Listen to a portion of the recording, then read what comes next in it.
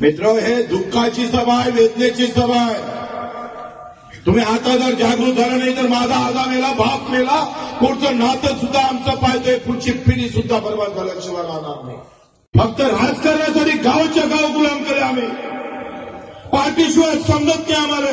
निष्ठावान कार्यकर्ते गावागावात तयार झाले.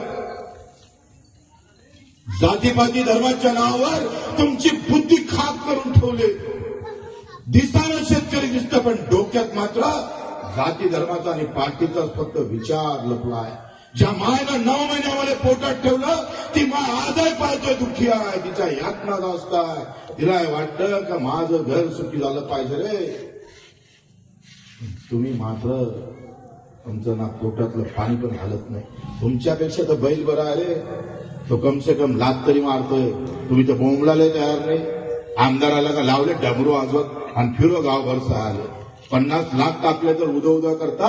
अरे साल्या म्हणा, तू काय 50 लाख टाकतर माझ्या एकट्या कापूस उत्पादक शेतकऱ्याला 3,000 रुपये पर क्विंटलला कमी दिलं. एका एकरावाल्याला 21,000 रुपये कमी दिले. एका एकराचे 21,000 जर 1000 एकराचे 21 कोटी रुपये होतं. 21 कोटी आमच्या गावाला लुटलं. त्याचं काय डमरू वाजवून स्वागत करता. आहे ना गुलाम आहे ना गावात झेंडे घेऊन उभे राहणारी औलाद.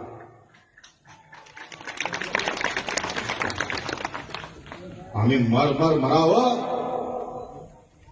आणि यांचा मात्र सगळा सत्तेचा नाच चालवायचा. चौफेर अटकलेले आहे तुम्ही. खत महाग झालं, बियाणं महाग झालं, औषध महाग झालं. हे आमचे कापसाचे भाव, सोयाबीनचे भाव त्याच्यातच आहे. या सगळ्या